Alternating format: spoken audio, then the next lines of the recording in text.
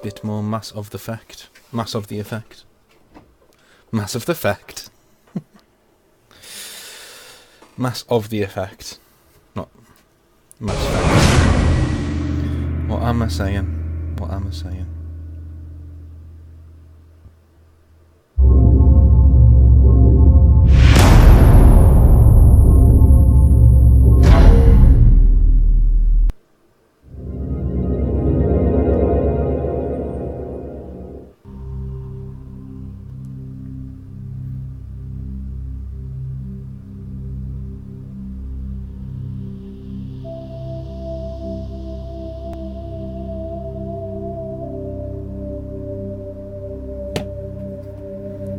Make sure it's all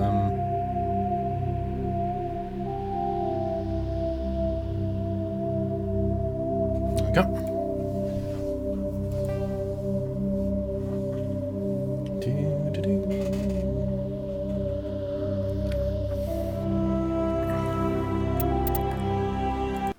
Let's do this.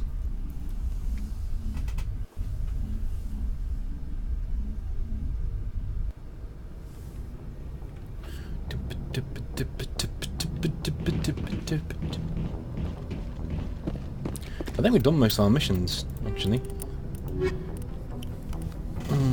Do the fan. I don't normally do the UNC ones. I need to do that. I need to do that. So we will go back to the Citadel. I'll do that now, eh?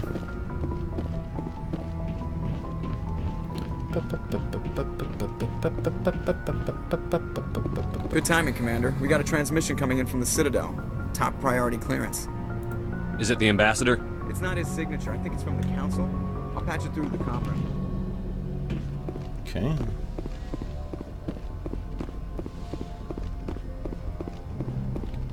Commander Shepard, we've received information that may be critical to your mission against Saren. He didn't seem that interested in helping me before. Why now? The Council agreed that Saren was dangerous, Commander. That was why we made you a Spectre. We only balked at unleashing the full force of the Citadel fleet against him. Nobody on the Council wants to see you fail, so we contacted you with this latest information. We've received an urgent message from one of our infiltration regiments in the Traverse. You mean spies? Spectres tend to attract attention, Commander, but they are only one arm of the Council. Special task groups are often a better option for monitoring developing situations. We currently have several infiltration units scattered throughout the border regions of Citadel space. This particular unit was gathering intel on Saren. I don't like being kept in the dark. We can't have you racing around the galaxy chasing false leads, Commander. We only contacted you because we feel this may be significant. Unfortunately, the message we received was little more than static. The infiltration team must be in a situation where they can't set up proper interstellar communications. But the message was sent on a channel reserved for mission-critical communications. Whatever they were trying to tell us, we know it was important. Considering your interest in Saren, we thought you might want to investigate this. Find out what happened to our team. The signal originated from the planet Vermeer. I'll look into it. The Council prefers not to become involved in the specifics of Spectre activities. We only want you to be aware of all your options, including Vermeer. Good luck, Commander Shepard. We will keep you advised if we learn anything else.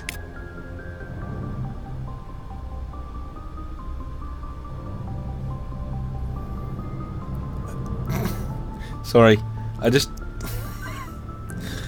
something happened in real life there that was... Do you know what, I may as well tell you.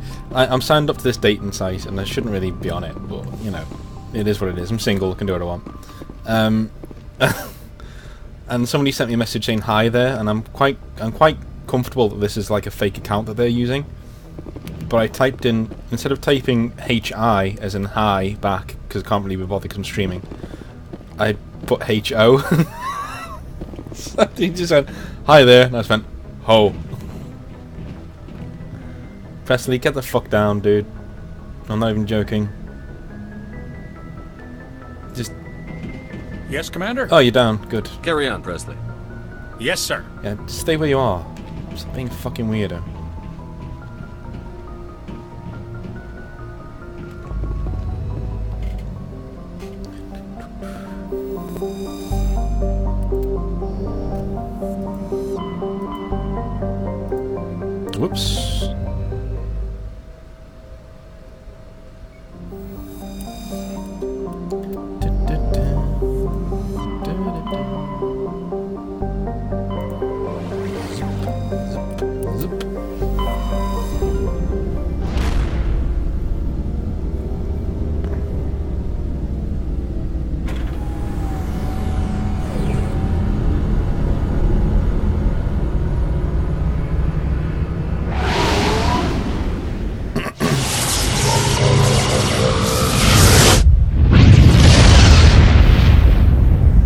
fact that, you know, the design of the Normandy... it's Commander, like- urgent oh. message from Alliance Command coming in.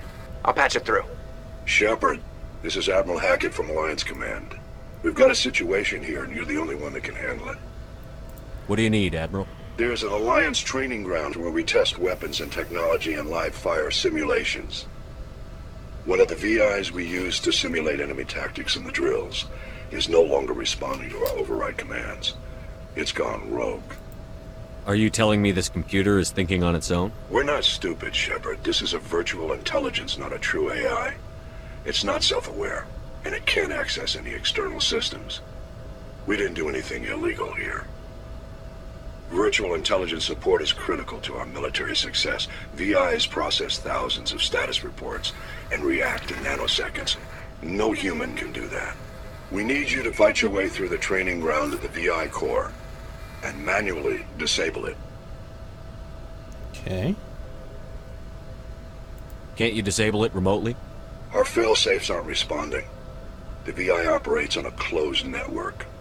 It can affect any external systems, but we don't have any direct access to its processes. We could bomb it from orbit, but the damage to the facility would be catastrophic. We'd prefer to have someone shut down the core. Someone like you. I know Spectres answer the Council, but you're still human.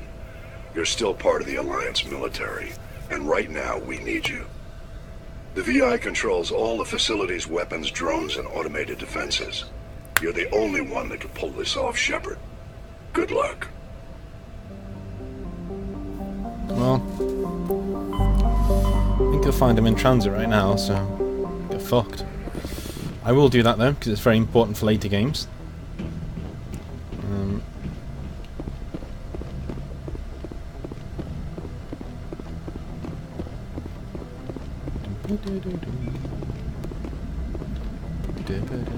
Boy, am I glad to be off of Novaria. I don't know which was worse, the cold or the corporations. One will freeze your balls off, the other will sell them out from under you. With all due respect, Commander. I have to go. Alright, see ya. You know, Joker's only got like a few things to say in the game. What this guy's doing it now? What are you doing?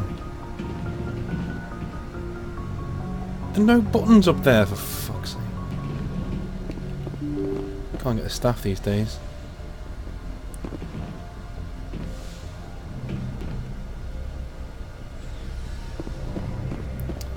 Just cannot get the stuff.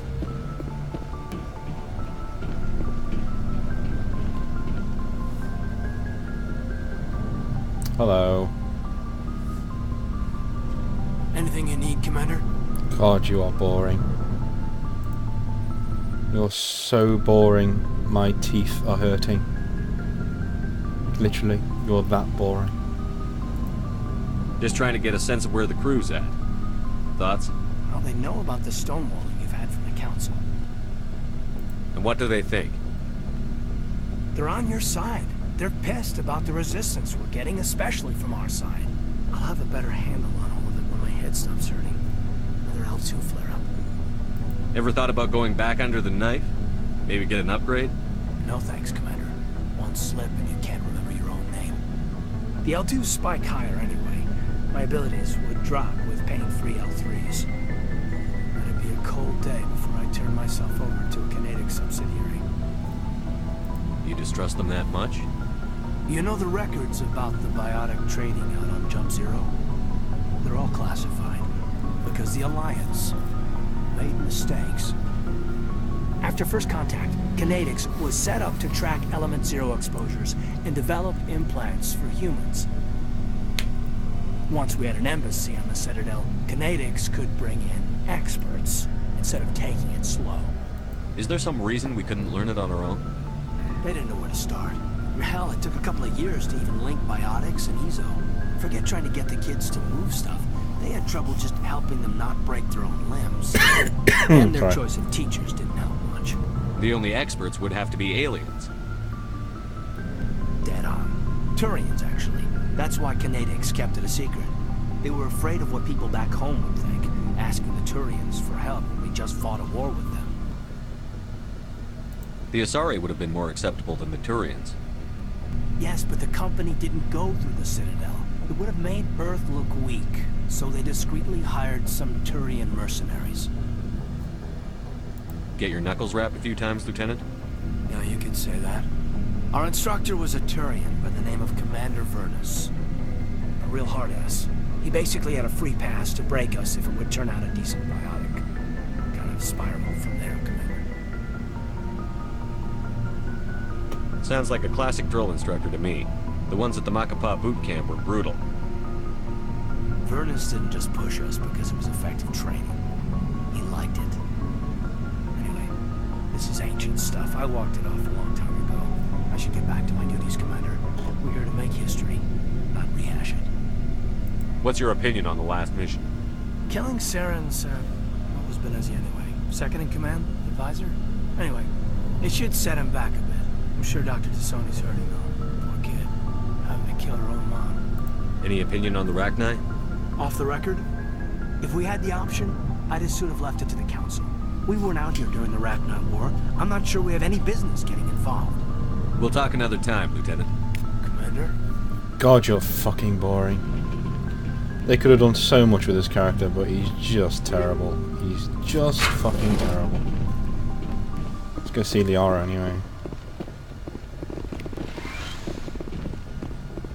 Yes, Commander? Is there something you need? I should go. Goodbye, Commander. I should go did become a bit of a unofficial catchphrase. Jennifer Hale and Mark Meir, who are the voices of Commander Shepard in this game, had t-shirts with "I should go" full stop on it, which is quite funny.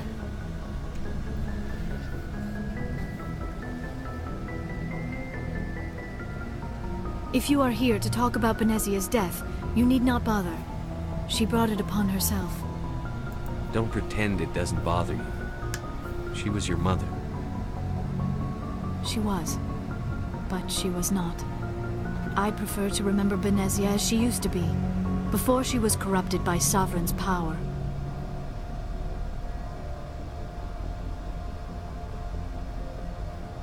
I blame Saren. And if I were you, I'd want revenge. We have enough reason to stop Saren. I do not need to add revenge to the list. Benezia chose her path, just as I have chosen mine. I am with you until the end, Shepard. Do you know why Benezia joined up with Saren? Benezia was swept up in events beyond her control and lost herself. She fell under the spell of indoctrination and became part of the very thing she wanted to stop. But I will remember and honor how she lived, not how she died. My mother was strong, kind, and beautiful. And now she is gone.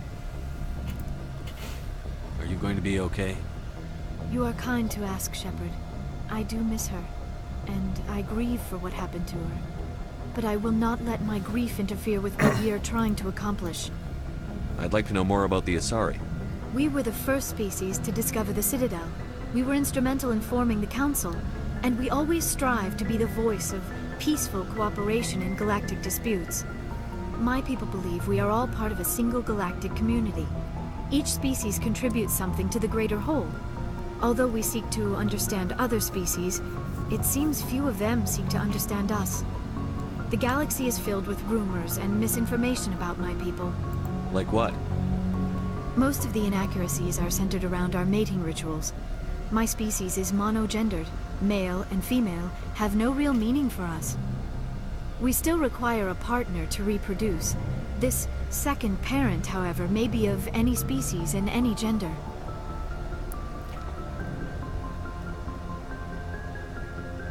I don't understand. Your species can mate with anyone? Mating is not quite the proper term, not as you understand it. Physical contact may or may not be involved, but it is not an essential element of the union. The true connection is mental. Our physiology allows us to meld with other beings. We can touch the very depths of their minds. We explore the genetic memory of their species. We share the most basic elements of their individual and racial identities. We then pass these traits on to our daughters. It is how we learn to grow as a species and how we develop a greater understanding of other races. What happens to your partner after the union? Every relationship is different. Some unions are a single encounter with both parents parting ways afterwards. Others can be more long-term. Sometimes an Asari and her partner will stay together for many decades. You Asari live for 1,000 years. What happens when your partner dies? Few sapient species live as long as my kind. We have learned to take a philosophical approach to our unions. We do not focus on the inevitable loss of our partners. Instead, we enjoy the time we spend with them. And even after they're gone, a part of them lives on in us. The union is a connection that transcends both time and space. Do you know who Matriarch Benezia chose as her partner?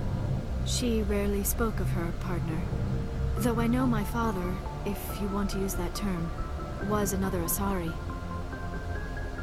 Benezia never told you her partner's name? Union with our own kind is no longer common, not for the purposes of reproduction. Most Asari believe it weakens our species. Asari daughters inherit racial traits from the father species. If both parents are Asari, then nothing has been gained, or so conventional wisdom would hold. I am what is sometimes called a pureblood, though no Asari would ever be cruel enough to say the word to my face. It is a great insult among my people. It is possible Benezia's partner was embarrassed by their union. She may have been too ashamed to publicly acknowledge me as her offspring. Why agree to the union if she didn't want any children? I cannot answer that. This is all speculation on my part. It is possible she wanted to be part of my life, but something happened to her before she had the chance. Benezia never spoke of her partner. Whatever happened, it caused her too much pain to dwell on it. She raised me by herself, though that is not uncommon. Many Asari raise their children alone, particularly if the father species is short-lived. Often the partner will pass on long before the child reaches maturity. I should go. Goodbye, Shepard. So yeah, the Asari are very, very interesting in that they generally are monogendered, and there are a lot of things about their race that you could misconstrue as being overly sexual, which I think is a really brave thing for BioWare to do. I mean, this is what... Whoa! I didn't know I could do that. Okay. So yeah, this is old BioWare though. This is BioWare who would take risks and would go out there and, you know, really try and push the envelope and try and explore these themes. Make really, really interesting characters and backgrounds. In Andromeda, you know, everyone is basically human. Even the Krogan and the Asari, they're all just humans with different voices, essentially. Whereas in Mass Effect, they're not. You know, they are actually aliens. You get a sense that they're aliens. The culture is alien. The way they look at the world is alien. And you know, there's something about Asari promiscuity. You know, the Aura can say all she wants, like, oh, you know. Young males from every species have fantasies about our kind, and they shouldn't. We're not like that at all. Well, at the end of the day, you know, a lot of Asari do become strippers. You know, and that's not just because we see it in the game. The Asari say that. They say, you know, when you're a maiden, when you're like their equivalent of 18 to 25 or 30, you become a stripper or a merc or whatever. You know, you go and experience life. But hey. I get the feeling you want to ask me something, Commander. Maybe we could pick up where we left off. You were telling me about your interest in the Protheans. Actually, I think I was talking about my interest in you, and making a fool of myself in the process. As I said, I am not used to dealing with people, especially humans. I did not really know much about your species when we first met, Shepard. I found it hard to take humanity seriously. Your kind always seems so rushed and high-strung. We don't have the luxury of time. An Asari can live for 1,000 years. We're lucky if we hit 150. That is true. At first I thought that was a weakness of your species. After spending time with you and your crew, however, I think it may actually be an advantage.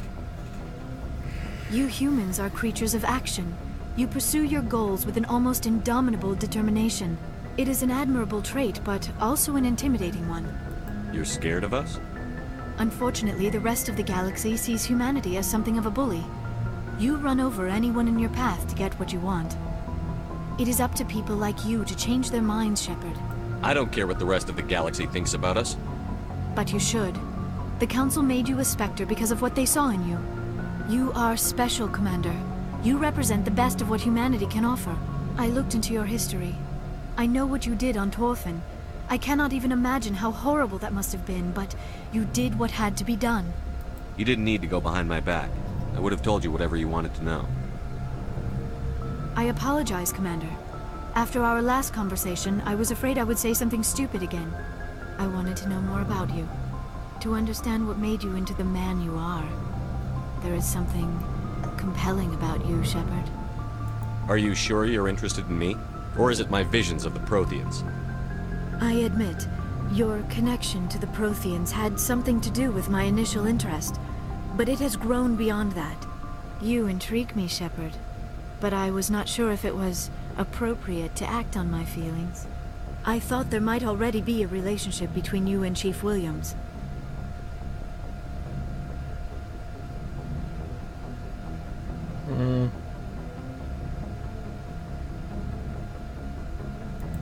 How could you and I have a relationship? We're not even the same species. Asari and humans are physiologically compatible in most ways, Commander. Of course, a relationship must involve more than mere physical contact. There must also be an emotional and spiritual connection between us. Our species may be different, but there are many things we could share. But none of this matters if you are already involved in a serious relationship with Chief Williams.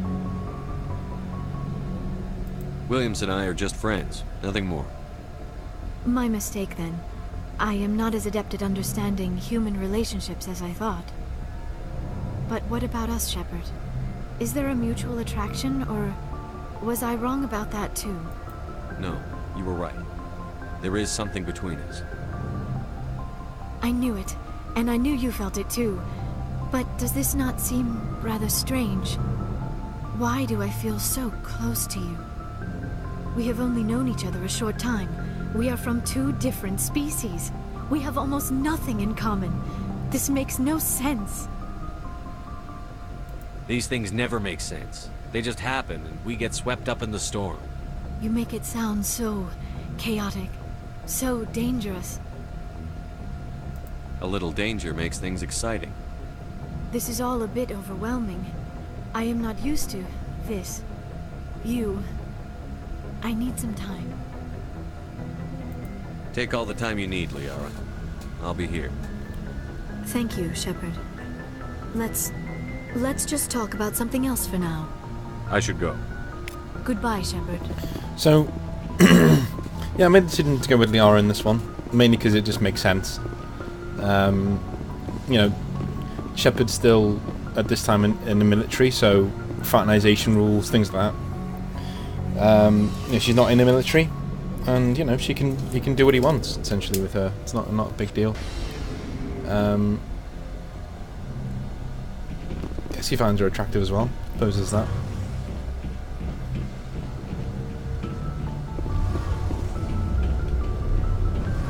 Shepard, I'm glad you're here.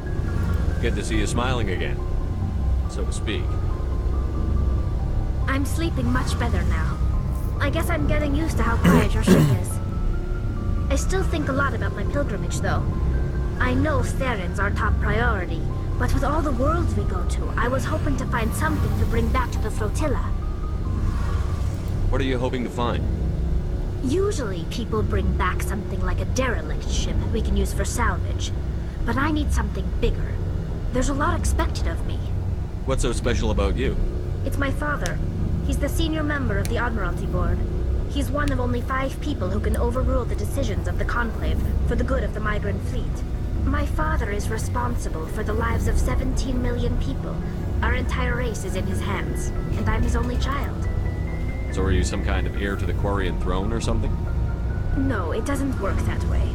My father's position isn't hereditary. I'll probably never serve on the Admiralty Board myself. Officially, I'm just the same as any other citizen. But it doesn't work that way in practice. People have always treated me differently because of who my father is. You must get all kinds of special privileges. I probably had it easier than most growing up, but it's not all good. People like my father have enemies, and they're not above using me to get to him. It must be tough on you. My people place a high value on family and ancestry. There's an unspoken expectation that I'll live up to my father's example. Everyone's waiting for me to do something great on my pilgrimage. Something that will forever change our lives for the better. If I don't, it's like I failed, and that reflects badly on both me and my father. The work you're doing here is more important than anything any Quarian has ever done before. Yes, I know. But you have to understand Quarian culture. We're a very insular society. The events beyond the flotilla don't much matter to the average citizen. Our greatest dream is that one day, we'll return to our homeworld and drive out the Geth. But even if we stop Saren, that's not going to happen.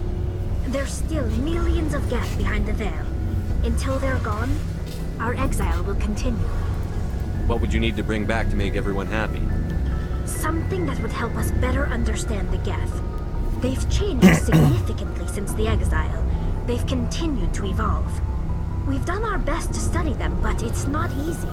They're very reclusive. Until recently, they never went beyond the borders of the Veil. And all the Geth we run into now are under Saren's control. We'd need to find Geth operating on their own, independently. But I don't want this to get in the way of our mission, Shepard. First, we stop Saren. Then I'll worry about my own problems. I should go. See you later. All right.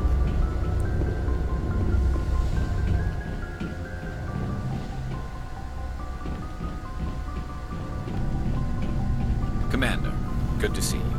You've been with CSEC a while. Have you seen much action? Well, not as much as you, but yeah, I've seen some interesting things. I'll bet you have. Anything in particular that stands out? I remember this Solarian geneticist I was sent to investigate. That case was a bit disturbing. What happened? Why were you investigating them? I was tasked with tracking black market trade on the Citadel. Most of it harmless, nothing I needed to pursue. But during the course of my investigation, I noticed an increase in the trade of body parts, organs mostly. We usually get a few of those, but not the numbers I was seeing. We weren't sure if there was a new black market lab or if some freak was harvesting organs from citizens. You've seen this before on the Citadel? Every so often, some lab sells unwanted parts through the black market. They're not as bad as the Cyclones. I remember this one Elcor diplomat we caught in my first year on the job. He was hacking people up and selling their organs. Had the station in a bit of a panic. But this case wasn't that clear-cut. Turns out there was more going on than we first realized. So how did you figure out what was happening? First, we got a hold of a sample and ran DNA tests. The weird thing was, the match led us to a Turian who was still alive and was very convinced he'd never lost his liver. After a bit of digging, I discovered this Turian worked briefly for Dr. Salion, the geneticist. So I went to his lab hoping to find evidence of cloned organ development, but there was nothing. No Solarian hearts, no Turian livers, not one Krogan testicle. You're kidding, right? Why would anyone want Krogan testicles? Some Krogan believe that testicle transplants can increase their virility, counteract the effects of the genophage. It doesn't work, but that doesn't stop them from buying. They'll pay up to 10,000 credits each. That's 40,000 for a full set. Somebody's making a killing out there. What did you do about the geneticist? I brought in some of his employees for interrogation, to see if I could get them to talk. While I was interviewing one of them, I came across something suspicious. Good thinking. Lackeys are always easier to scare. Exactly. Though in this case it paid off in a different way. One of my detainees started bleeding profusely during the interview. We offered to patch him up and he got frantic, freaked out.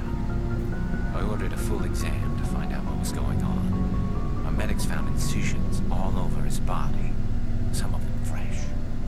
That was a big break.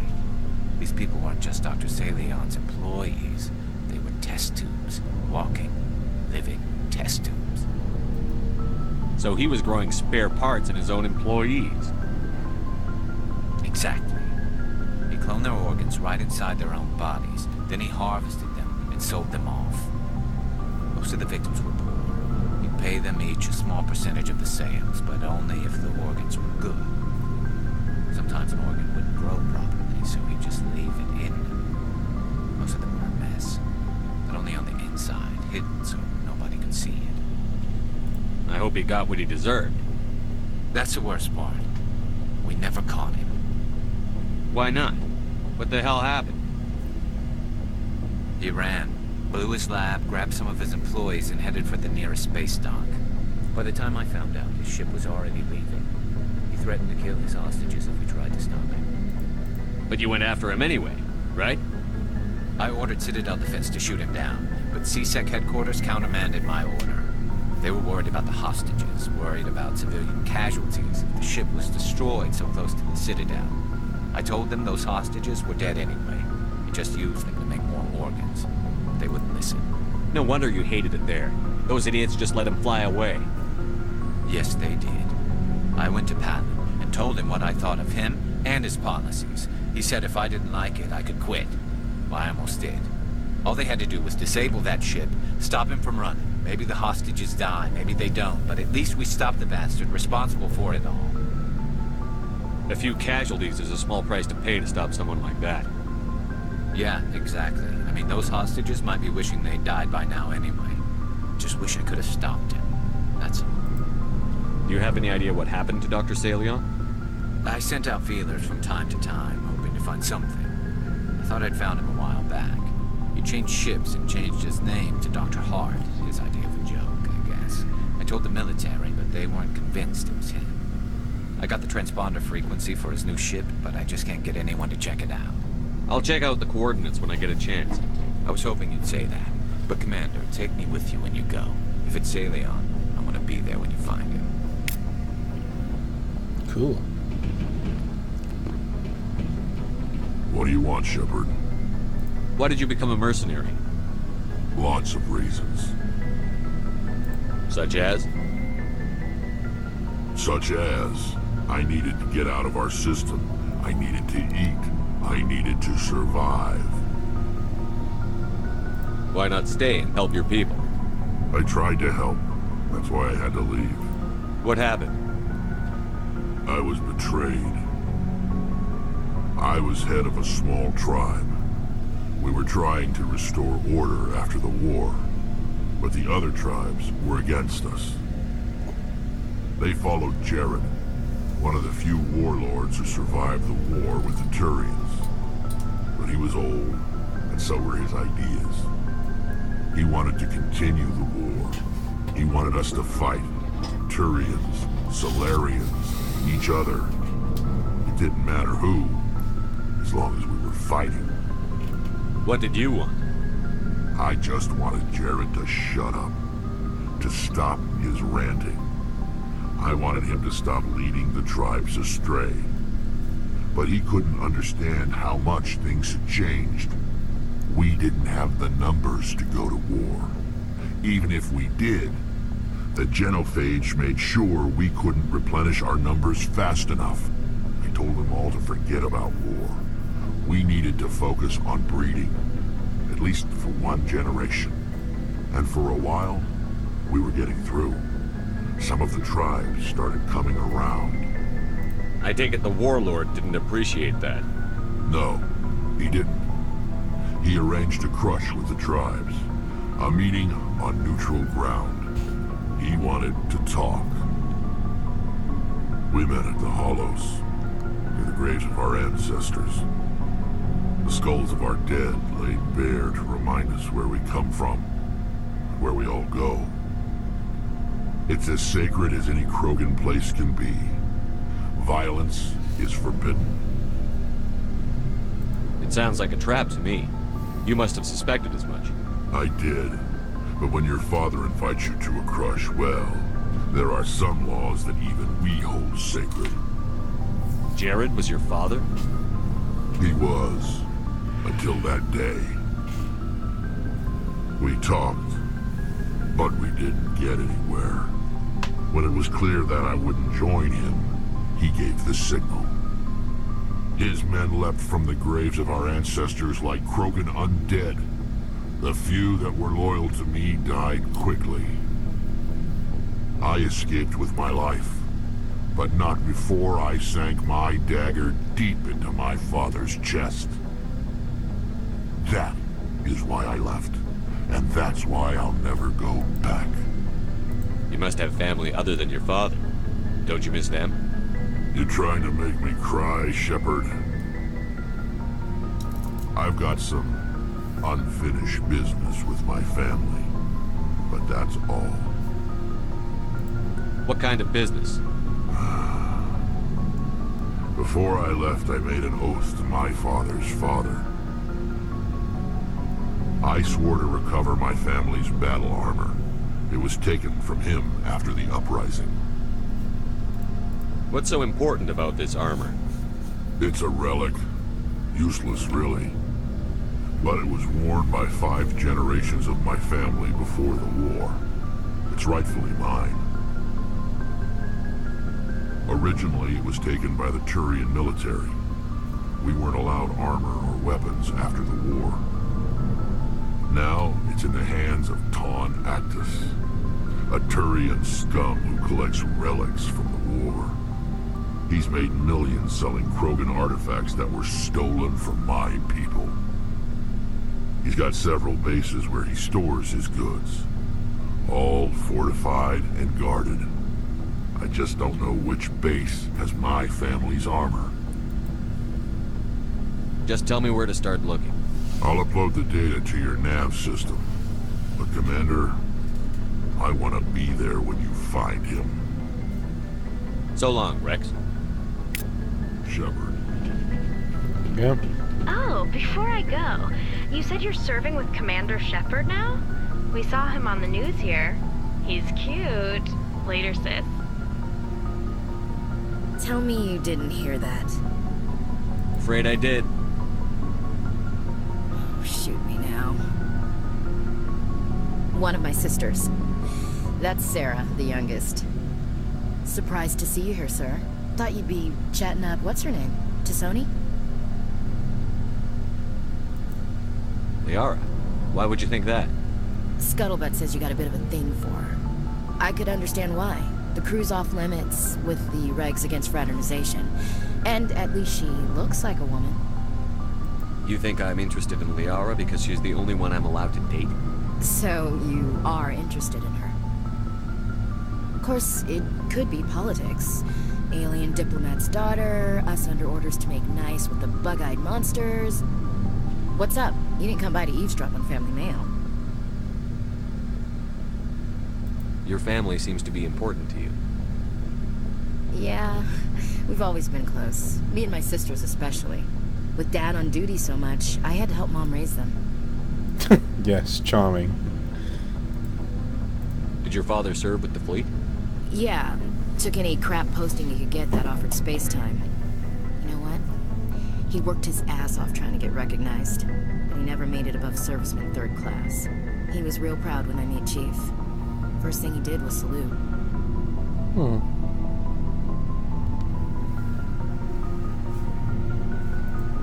What about your mother? You haven't mentioned her. You must know what military wives are like. Strong because they have to be, able to raise kids while Dad's away on a 6-month cruise. She has a degree in planetary geology. She and Dad both wanted to see new worlds. She gave up her career to raise us, though. You have more than one sister? Sounds like a big family. Yeah, I'm the oldest, then Abby, then Lynn. Sarah's the youngest. She's still in high school. With 4 girls, Dad used to say he felt more outnumbered at home than on maneuvers. Where did you grow up? All over. We transferred a half a dozen times before I finished grade school. You go where personnel command sends you, right? I guess that's why I'm so tight with my sisters. We'd have to leave all our friends every 2 or 3 years. After helping raise them, your sisters still talk to you? Amazing. Things were tense between Sarah and me for a while. Then we bonded. Sounds like a story. Feel like sharing? Sarah got herself a boyfriend who wanted to go faster than she did, Mike. I didn't think he was a bad kid, just pushy. Lynn would send me these worried vid mails, and I'd tell her to relax.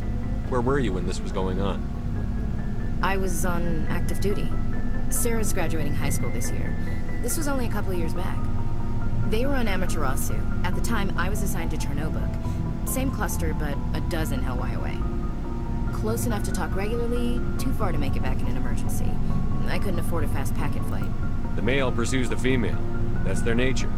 In the genes. They're gonna keep their genes on around my sisters. Unless they want to get up close and personal with pruning shears. Mike thought they'd go for a romantic walk in the woods, because he figured it was past time they did the deed. She levered Mike face first into a tree and left. Didn't have a scratch on her. Good thing Mom and Dad had us all learn some kind of self-defense. I took emergency leave and walked Sarah to school for a few days. Why didn't you tell the police?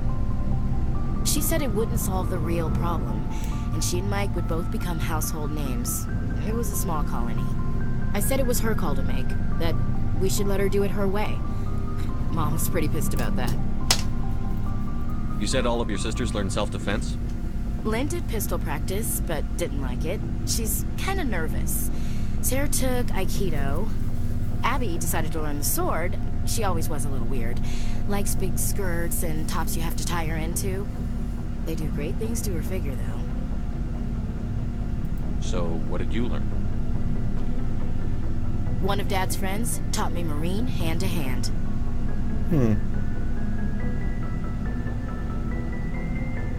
Did anything happen while you were home? My last day out, Mike was waiting for us. Sarah had told her friends, so everyone at school knew what he did. He wasn't happy.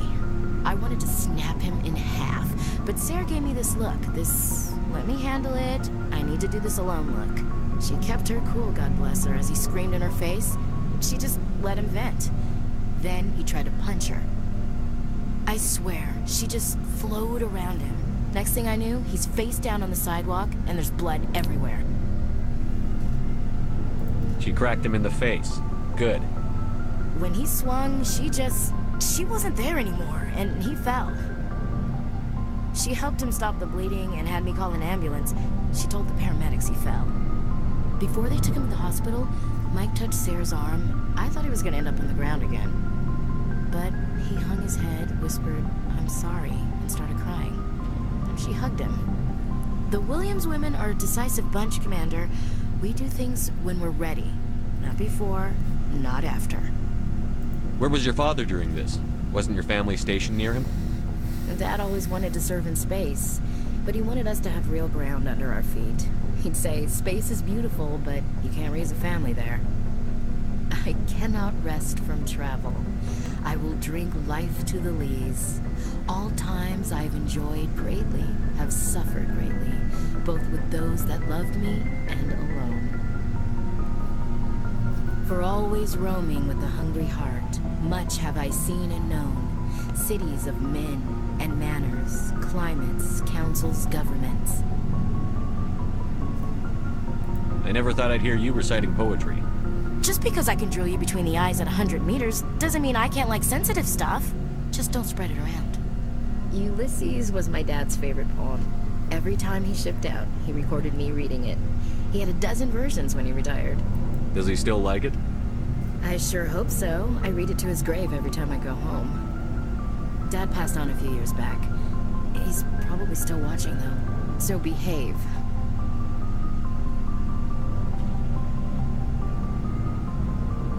I thought you said he was dead. You know, from heaven, wherever that is.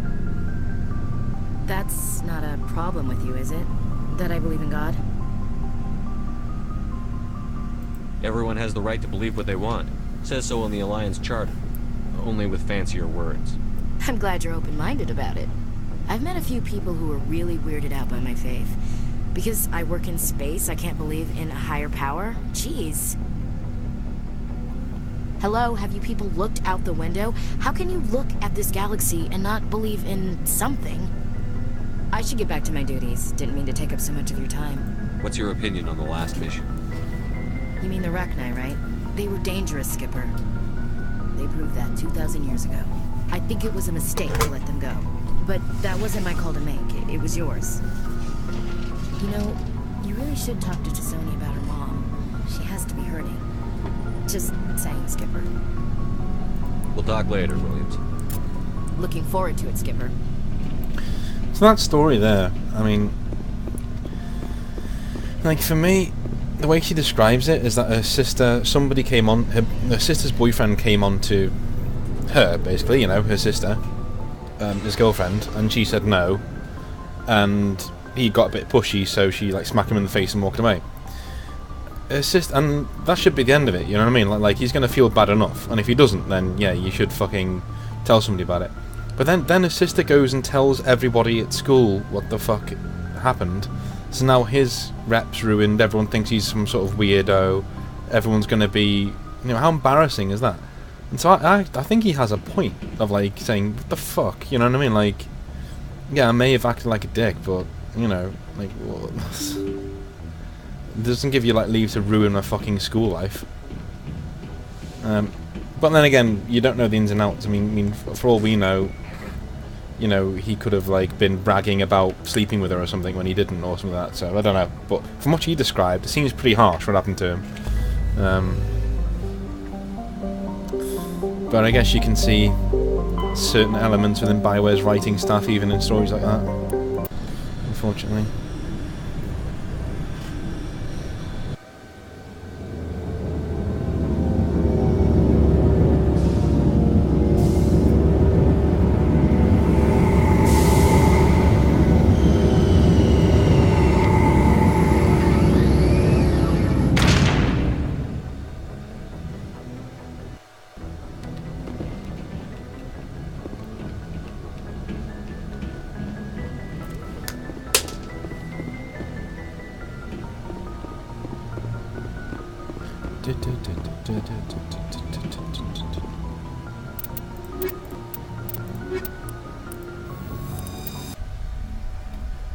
Equalizing interior pressure with exterior atmosphere. Logged. The commanding officer is ashore. Exo Presley has the deck.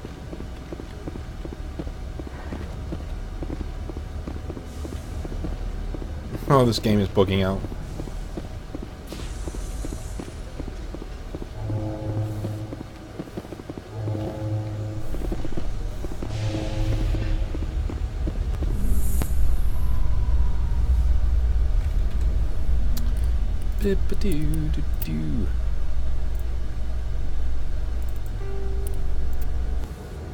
Ooh, that's better. Look at that. Nice.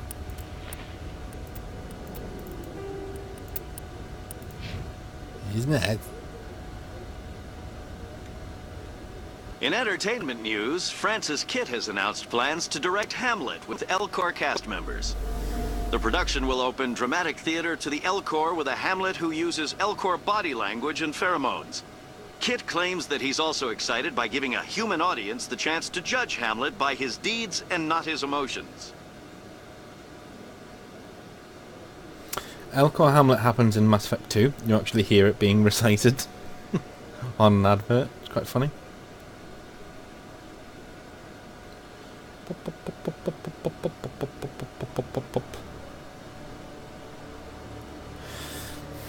Come on.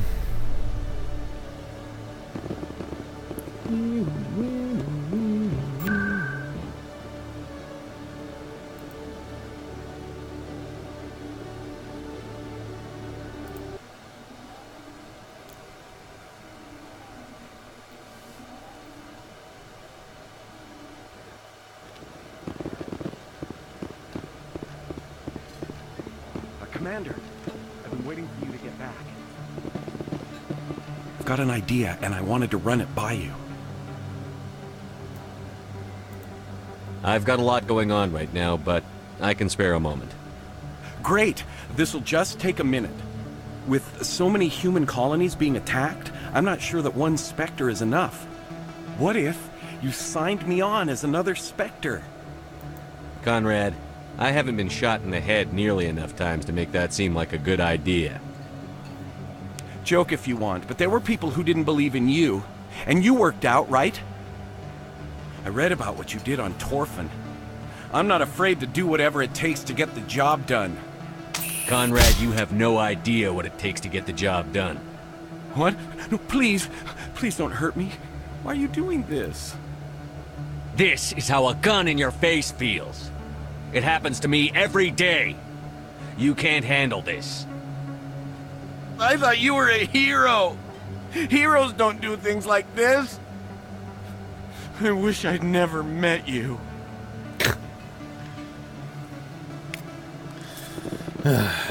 It does get to like the point where... Thanks. Hasn't worked well since I bought it. Hey, are you refunding his stuff? Here you go. Your account will be credited. You did! You took his return! Look, I'm telling you, I bought this here. Why won't you return it? I can't take it back unless... I know. Unless I have a proof of purchase.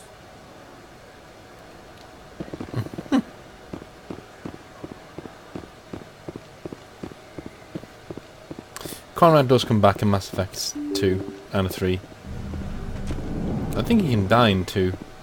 I think. Word on the street is that you've been busy. Congratulations on taking down Fist. I was sure he was a big player in anything going on here. Did you find anything in his office that could help me? These OSDs might have the information you're looking for. You've got Fist's files? This could be even bigger than I'd hoped. Here, Commander, for your trouble. I had to kill people for these discs. They're worth more than you're offering. I didn't tell you to kill Fist! But you're right. I suppose that I did ask you to help me, so... Here, this should be more than adequate. Now, if you'll excuse me, I should go see what's on these discs.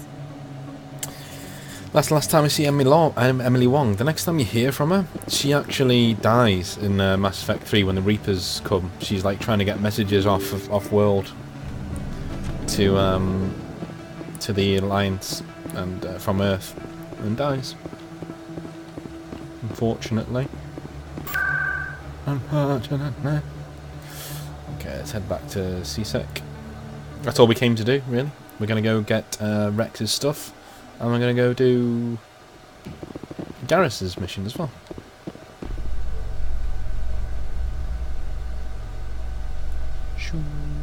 I would go to the Spectre Acquisitions Officer and Coming CSEC, up but in a report later today, Emily Wong investigates corruption on the Citadel and uncovers a full-blown crime syndicate. Full-blown crime syndicate.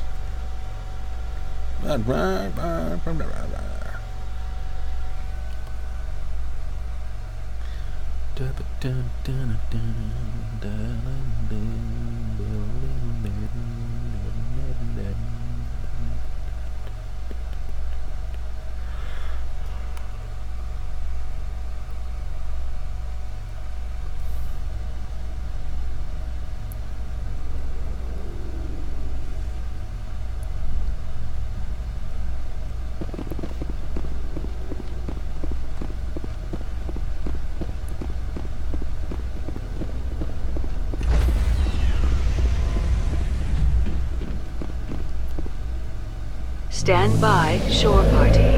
Decontamination in progress. Logged. The commanding officer is aboard. XO Presley stands relieved.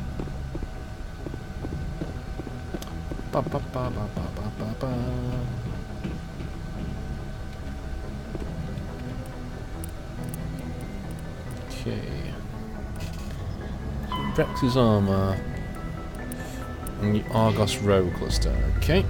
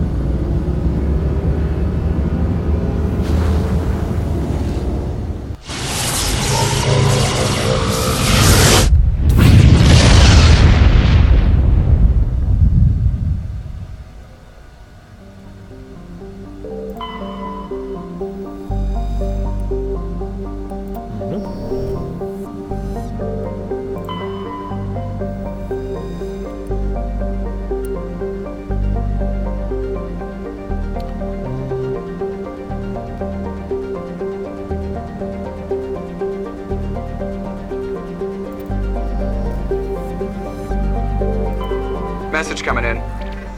Patching it through. General distress call. The Sacred Angel medical transport. Critical system failure. Losing power. Emergency landing. Argos. Communications failing. Life support and emergency transponder. Won't last. Please hurry.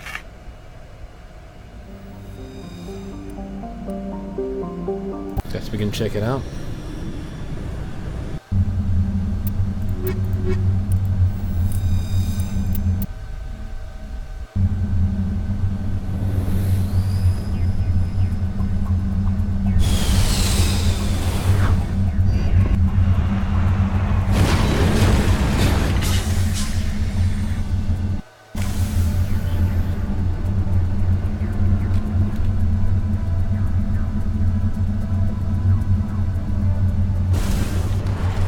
This way.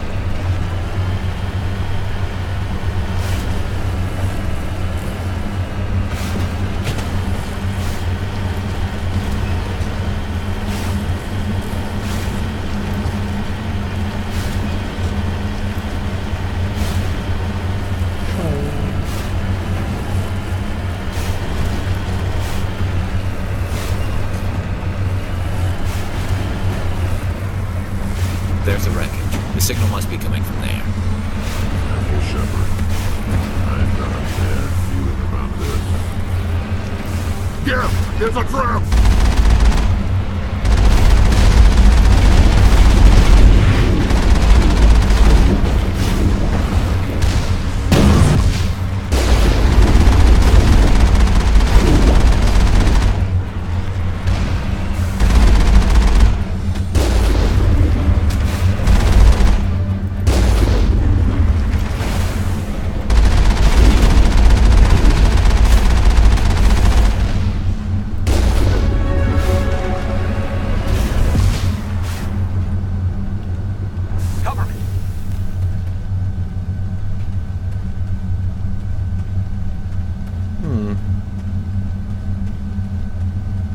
Oh shit, it's a mine.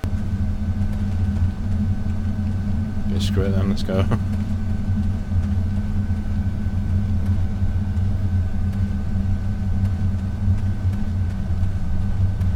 What happens if that fills up? Enemy sighted. Ugh.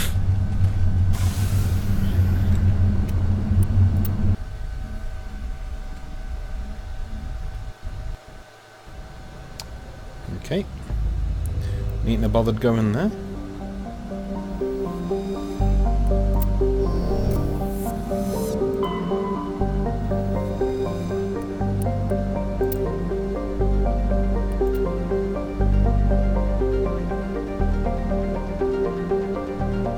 Oh, you actually hear about Sharga. Yeah, Sharga is a Krogan warlord. I think it's the only female one in the rebellions, Krogan rebellions.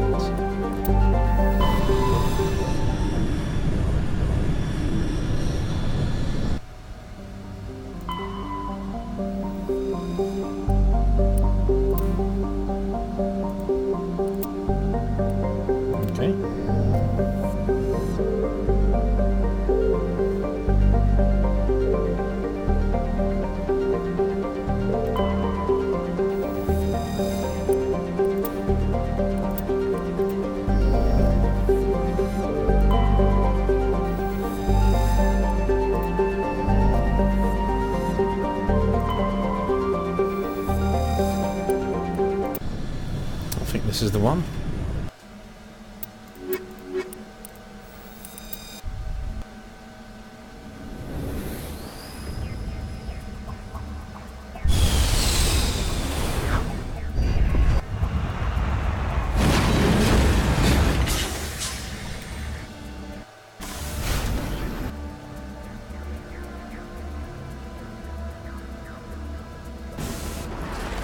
Let's head over here.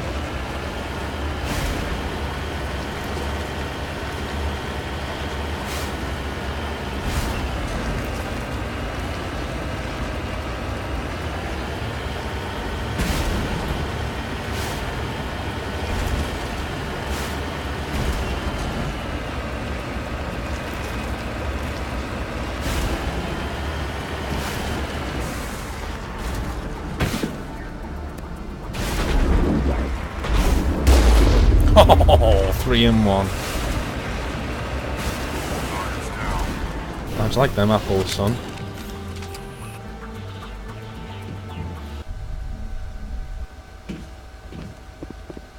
This is the place. My armor's here somewhere.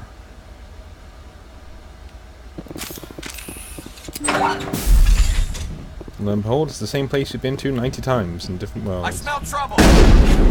Go, go, go! Go, go, go! Enemy is everywhere! Go, go, go! Go, go, go!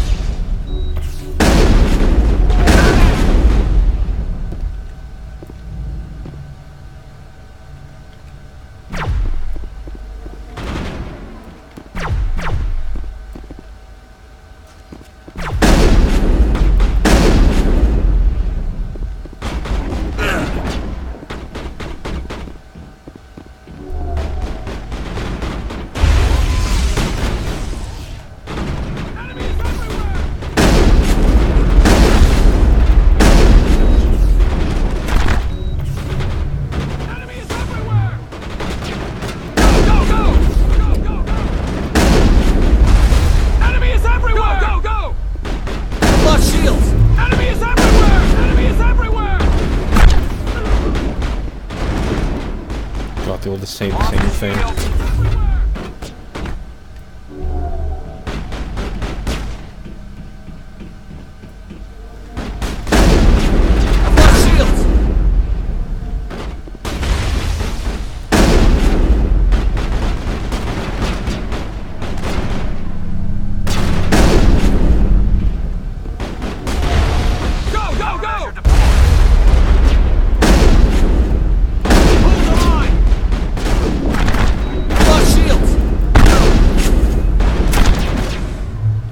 Go, go! Enemy is everywhere!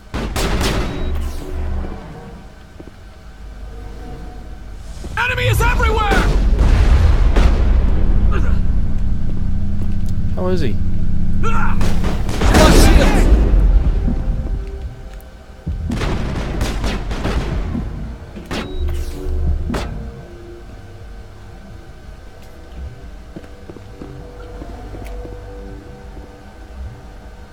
Hello.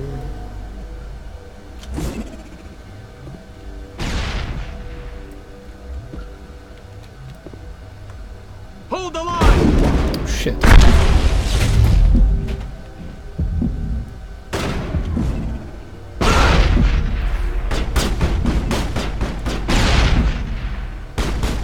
Go, go, go!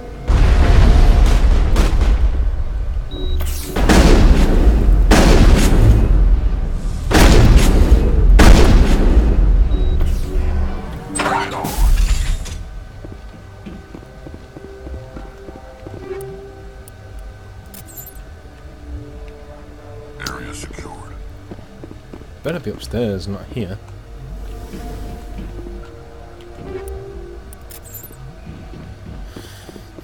I have to start upgrading my ammo and stuff.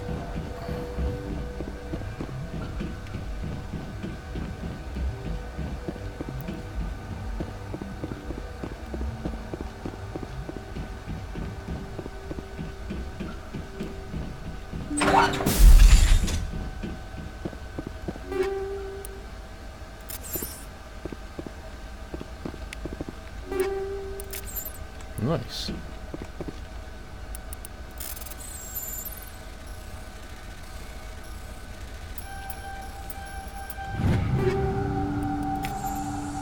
This is it.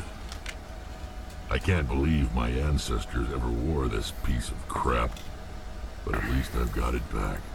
I'm glad we could help you get it back. I might just be starting to like you, Shepard.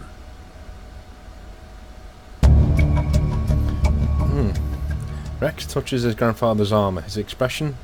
Thoughtful, perhaps? Krogan are hard to read.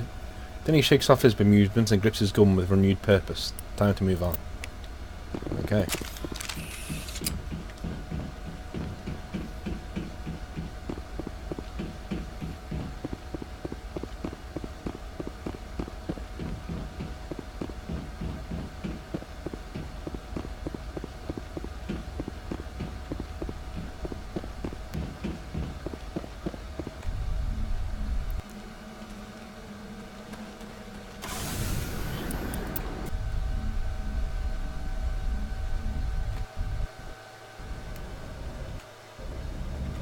Alright.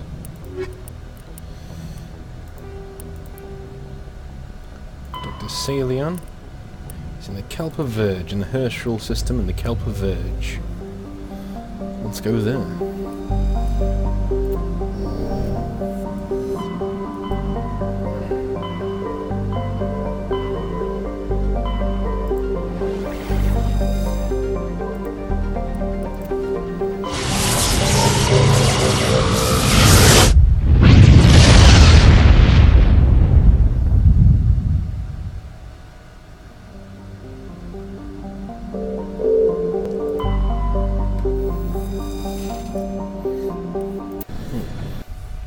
That's what the doctor is.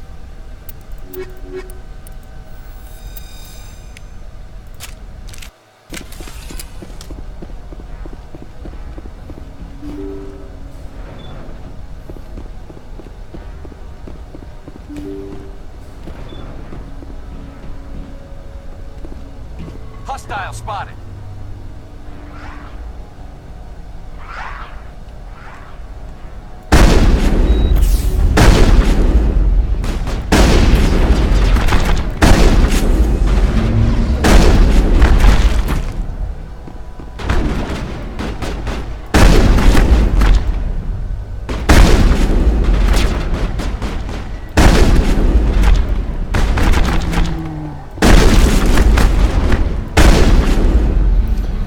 It's quite an unfortunate time to have those character models, because we're about to go to another planet where there are a lot of those character models doing exactly the same thing, called Thorian Creepers.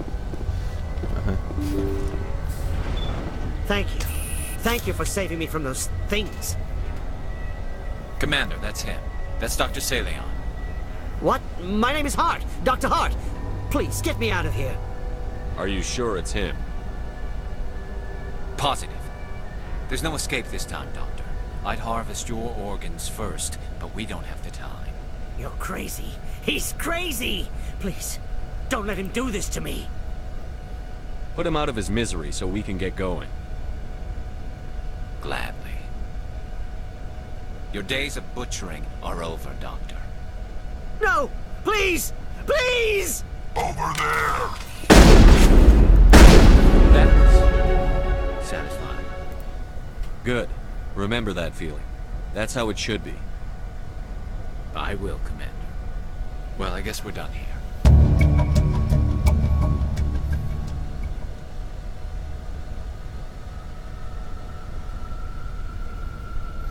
Okay, this work is done. Here we go.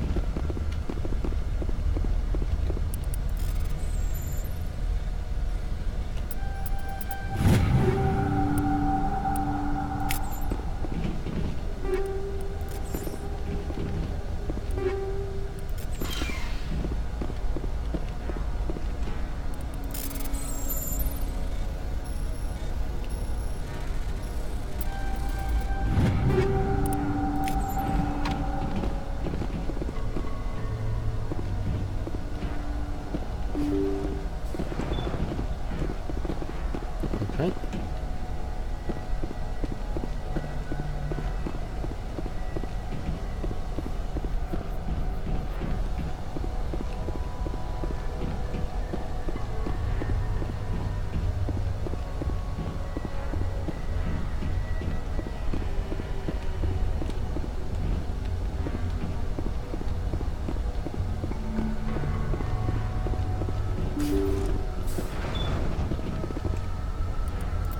Let's go. I mean, I think you'll see when we get to Mass Effect 2 just how much more showbiz the game gets. At the moment, as I say, it's an age of innocence. It's a very innocent game. Is Mass Effect this time. We're going to go see Earth, which is nice. Sol. Wonder if this is what it actually looks like. It's like a great way. Look.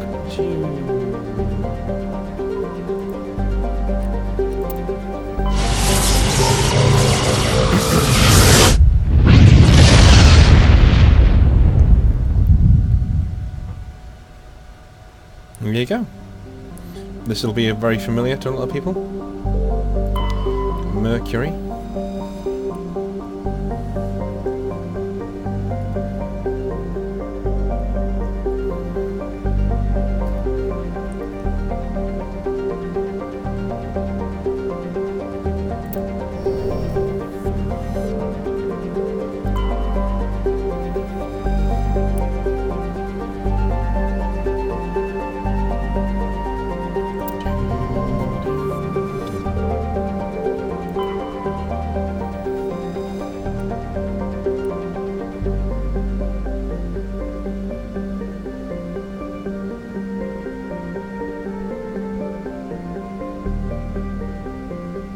Still 3.4 million people living on Mars.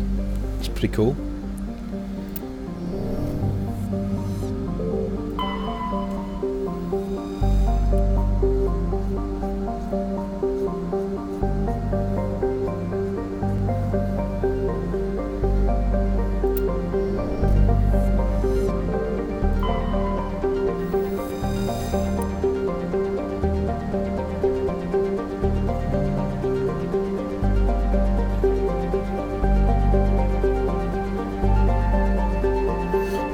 So Uranus is the large producer of He3, helium fuel.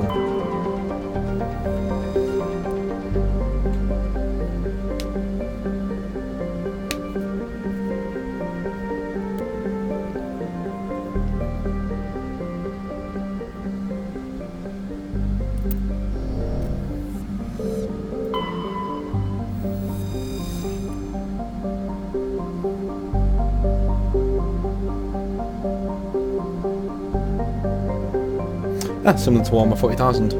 Titan is used as training for Alliance Marines.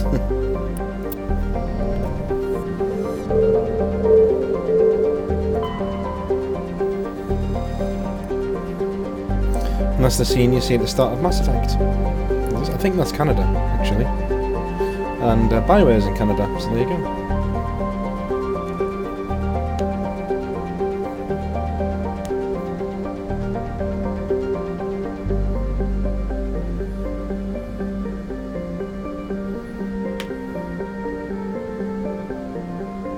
$11.4 billion, fucking hell.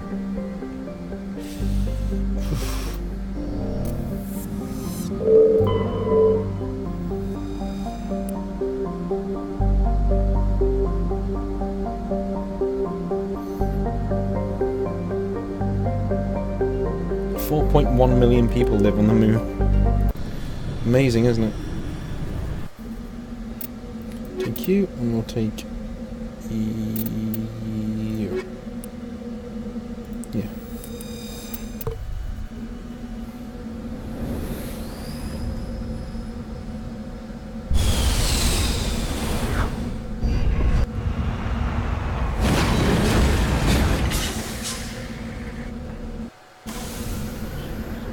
Fun fact,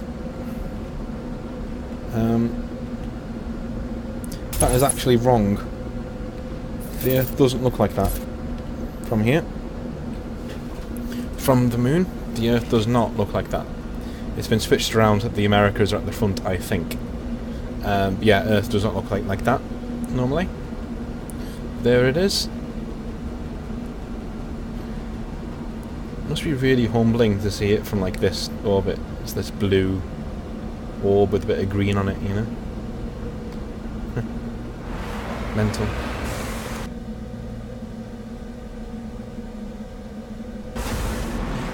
There's debris over here.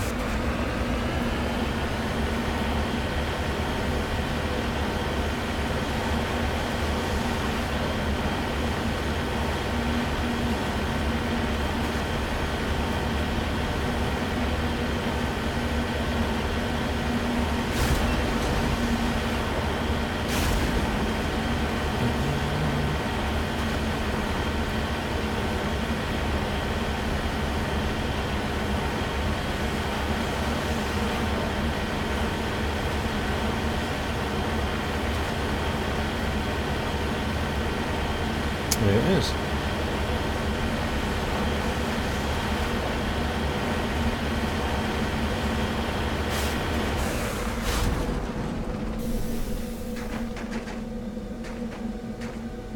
That's a Russian satellite. Oh, you can't do anything to it. Oh.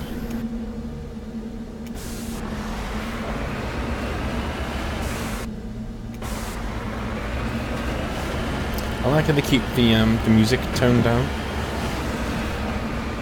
This is basically where spaceflight started for humanity.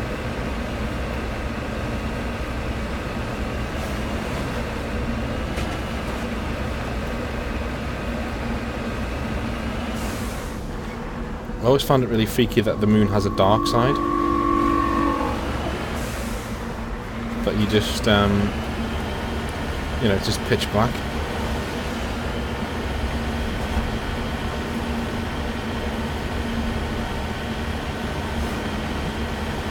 It's really freaky.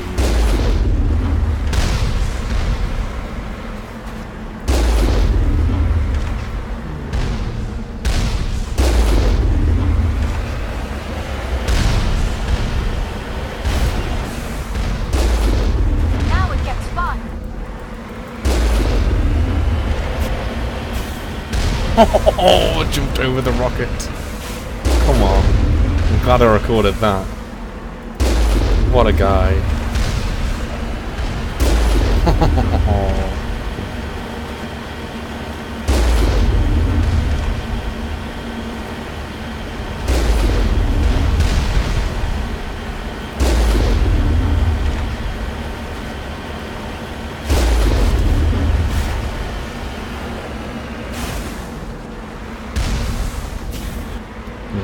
This time.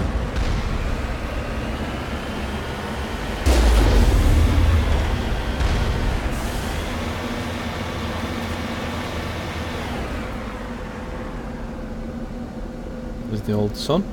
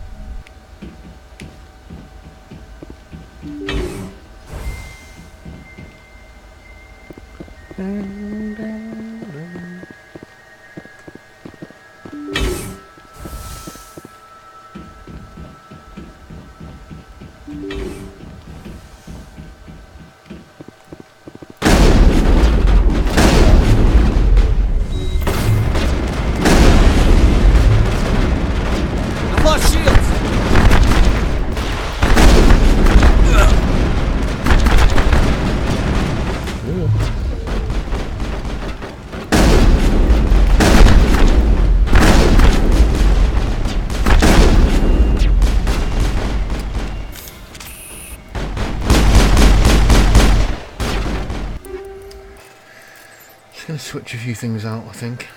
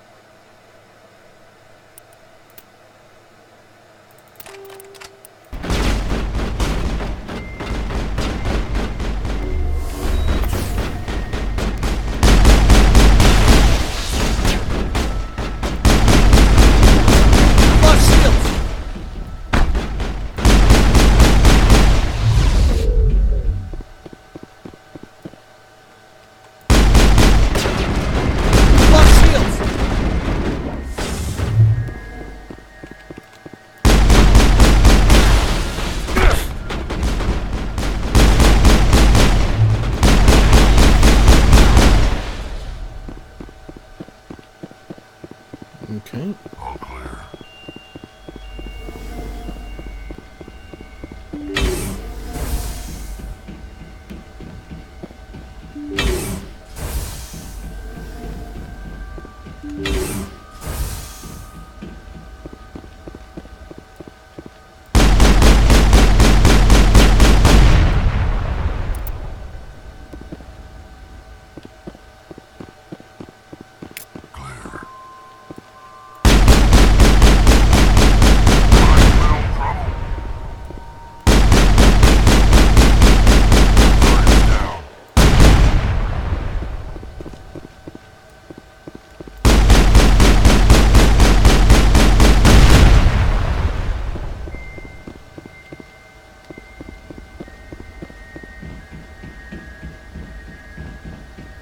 This is quite a boring bit. They could have done this mission a lot better, to be honest with you.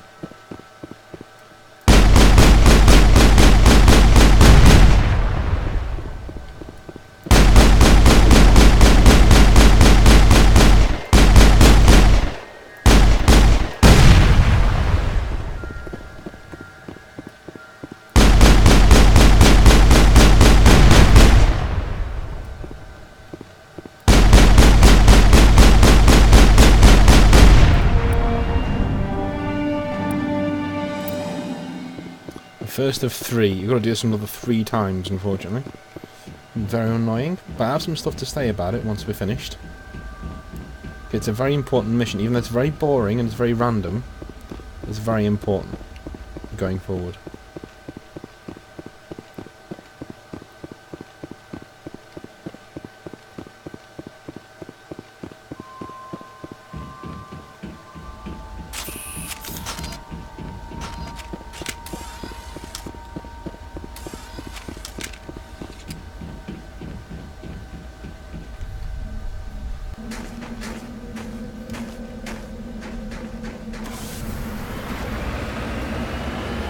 Done that one. And then we do this one, and then we do that one. On my way.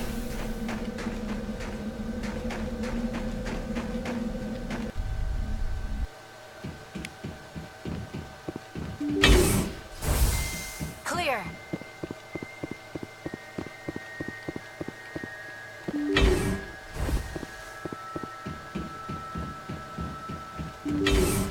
Enemy contact.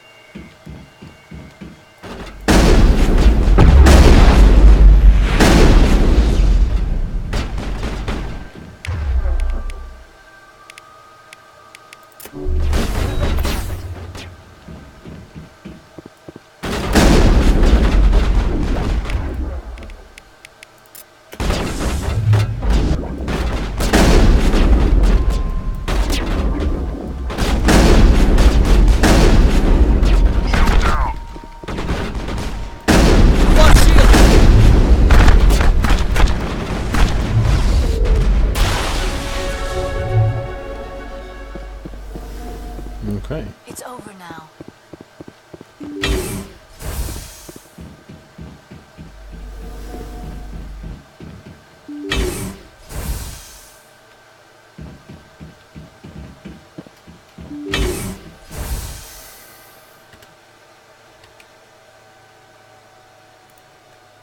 Oh, just checking something. Cool.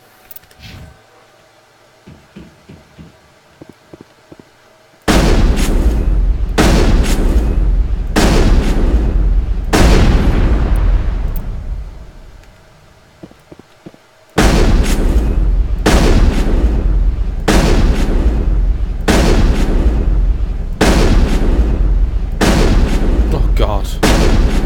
Come on. Jesus.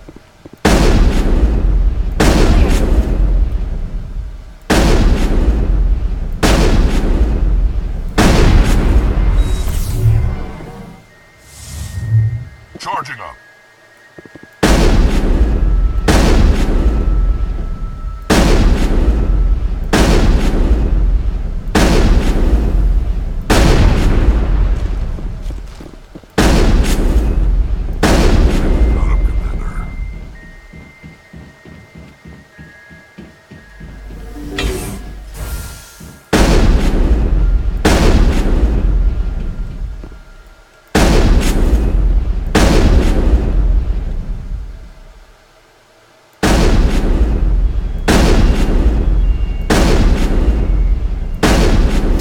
On. Jesus, it takes so fucking long to... It's ridiculous.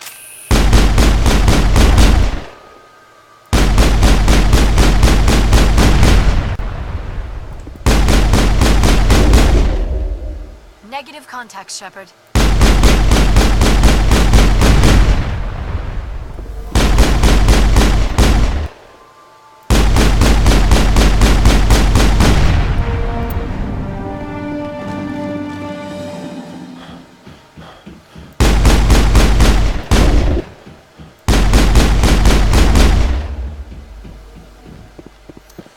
Fuck me, it takes a while, doesn't it?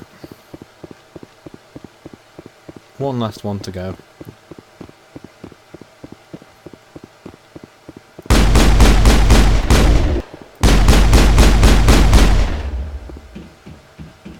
Get that fuck out of the way.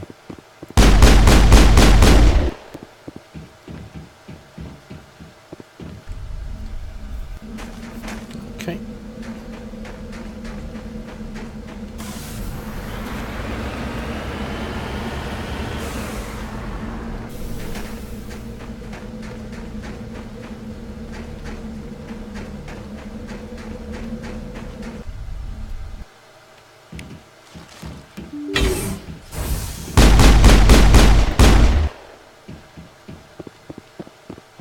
Okay, this is going to be pretty gnarly.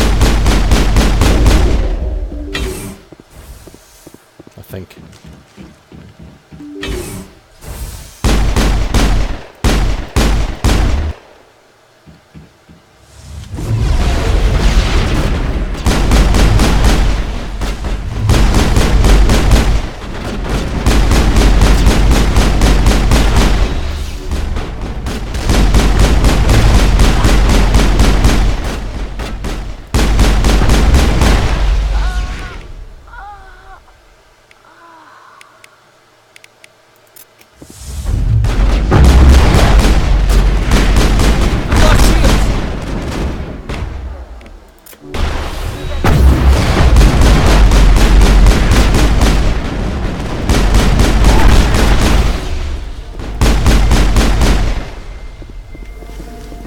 We got it.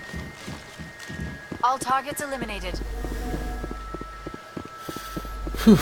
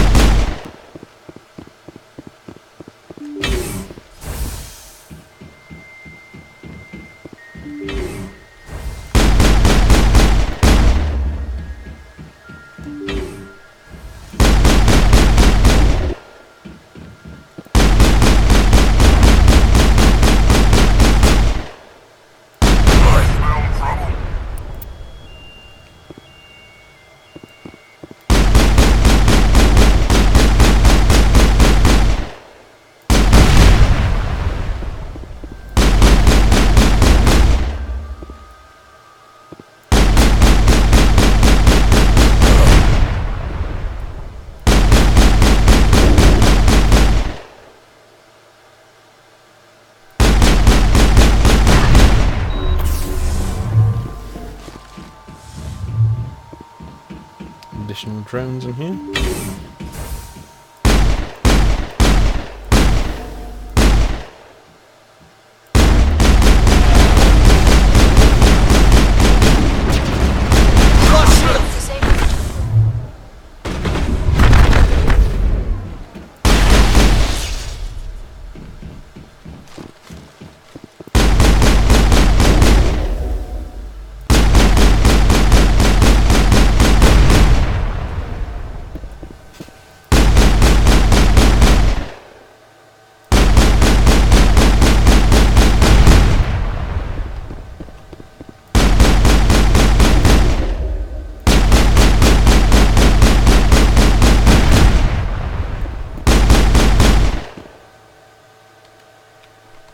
Get out the way.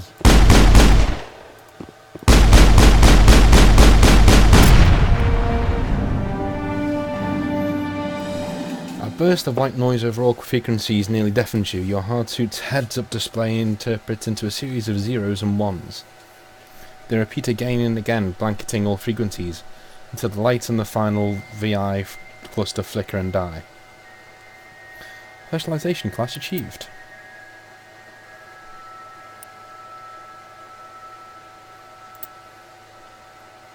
Shock Trooper. Highly trained killing machines. Shock Troopers excel in all combat situations. Get a shock trooper, I think. Yeah, quite like that one. So, the message you just saw, the 0s and 1s, actually, well, the VI we're shutting down here is not a VI, it's an AI, and either Hackett has been lied to or he's lying to us, because, yeah, the AI that we've just shut down is actually Edie, who is a big part of Mass Effect 2, and is actually a squad member in Mass Effect 3. And funnily enough, she actually, if you encourage it, she actually gets with Jeff Joker Moreau. So Joker, who is our pilot, actually ends up marrying, or at least being in a relationship with, the fucking AI we just shut down in this place. And that message you saw with the 0s and 1s is actually her calling for help. That's what it means. It means help. So obviously she wakes up, and if you ask her about it, at the end of Mass Effect 3, she actually says, yeah, she wakes up and she becomes self-aware. And it's like the most terrifying thing ever. You know, she's trapped in this place and she doesn't know what to do. And in the end, Cerberus get a hold of her from this base, from the wreckage of this base. And they repurpose her into being on the new Normandy. So there you go. She basically becomes the Normandy, essentially. But that is the moon. And that is the moon mission. I think it's a bit weird that you only get your specialisation from this mission as well. It's a bit shitty, but yeah, whatever.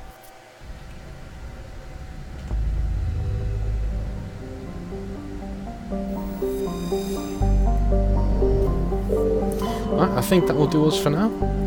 We're now ready to go and tackle Feros tomorrow, I think. It shall be Feros tomorrow, and I think we'll actually complete the game tomorrow as well. We're not very far away. We've got Feros, Virmire, and then the end of the game. So, I will see you then.